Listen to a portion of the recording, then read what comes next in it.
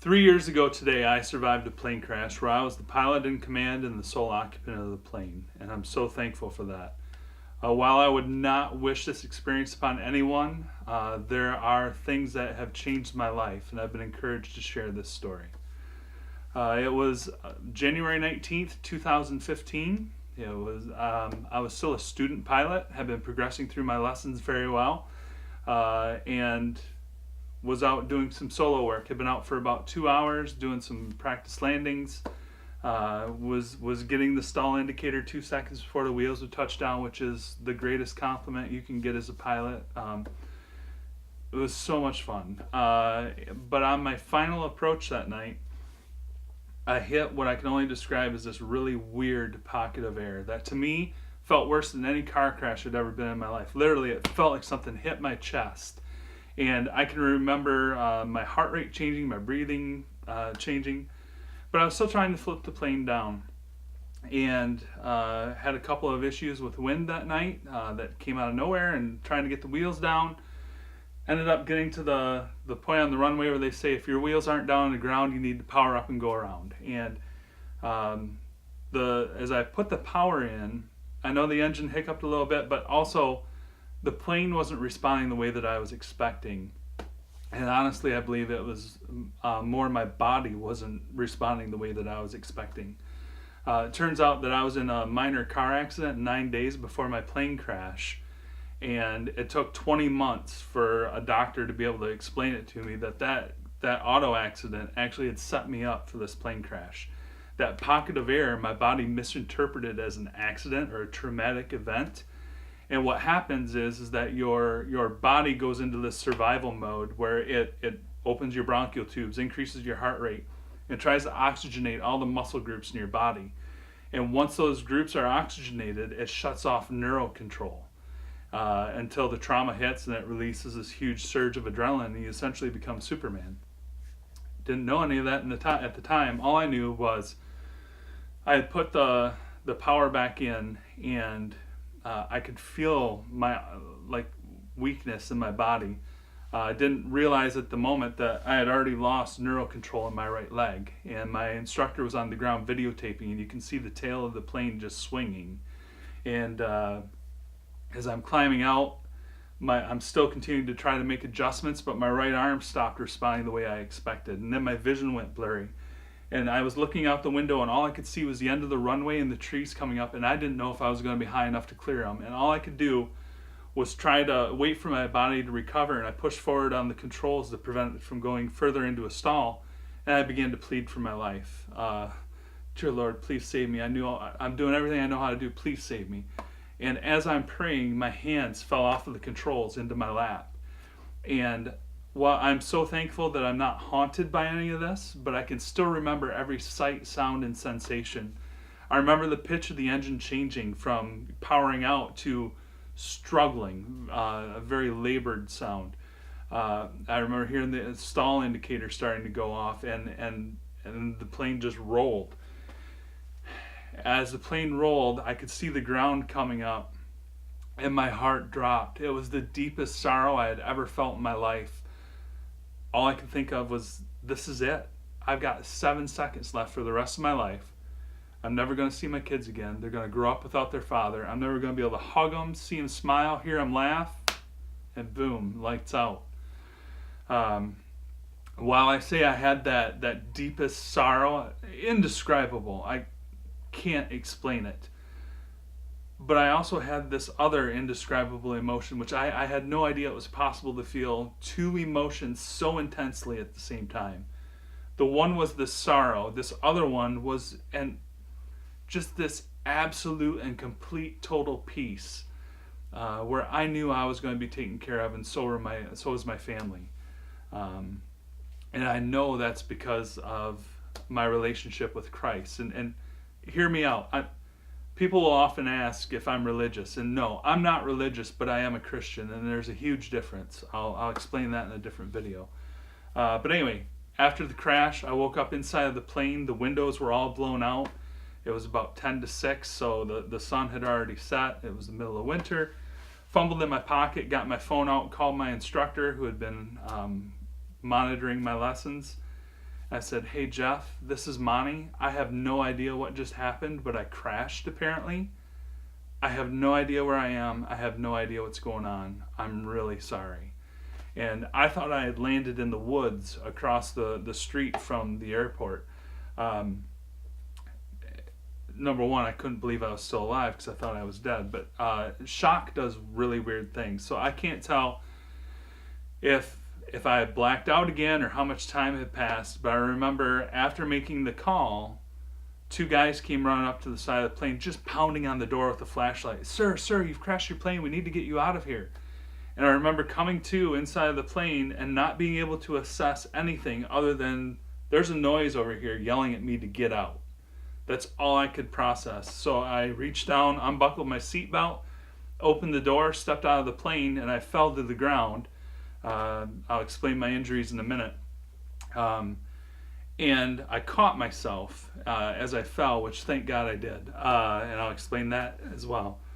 The two gentlemen offered to help me up. I'm like, "No, I've got it." And they walked me around the tail of the plane to the house.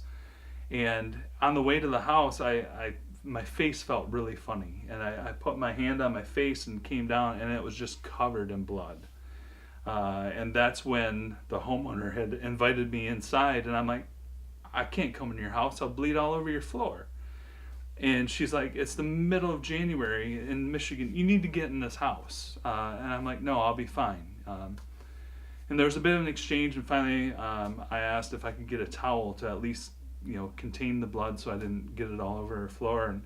And again, with shock, you can remember bits, not knowing how much time has passed. So while I can remember all of that, the first coherent memory I had after feeling convinced I was going to die, I woke up with my head in my hand, and I had no idea where I was. It was pitch black. And again, I believe that was the shock where I had lost my sight of vision and sound for a moment.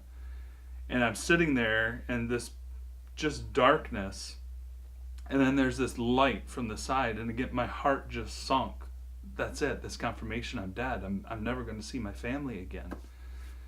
Turns out that was an ambulance that had backed up to the front door and turned on their bright backup lights. And then I could start to see shadows in the room, and I saw the homeowner run in front of me. And before I knew it, the paramedics were in the house, putting me on the hardboard neck brace and loading me in the ambulance. I got to the trauma room. I'm told I had 11 people working on me when I got there. The control of the plane is called a yoke. There's one on each side. When the plane had hit the ground, my seat broke loose. My body went into the passenger side, and I broke the yoke off the passenger side of the plane with my right eye socket. So my right eye socket was fractured, but there was no displacement of bone, no loss of vision. Had folded my nose over, broke my jaw, pushed that up, broke my right wrist, ripped my hand open, had bits of the control stuck in my knee, broke my foot, and I tore the tendon that holds your spinal column to the base of your skull. The doctors had explained to me if I had turned my head or fell, I would have been instantly paralyzed or dead. So in the hospital, the doctors continued to just assess what injuries there were. They ordered 2 more CAT scans and an MRI over the course of 2 days because they kept expecting to find more injuries. And after the final test, the head of trauma was walking down the hospital hallway with my wife, and he threw his hands up and he shook his head. He said, "I don't get it.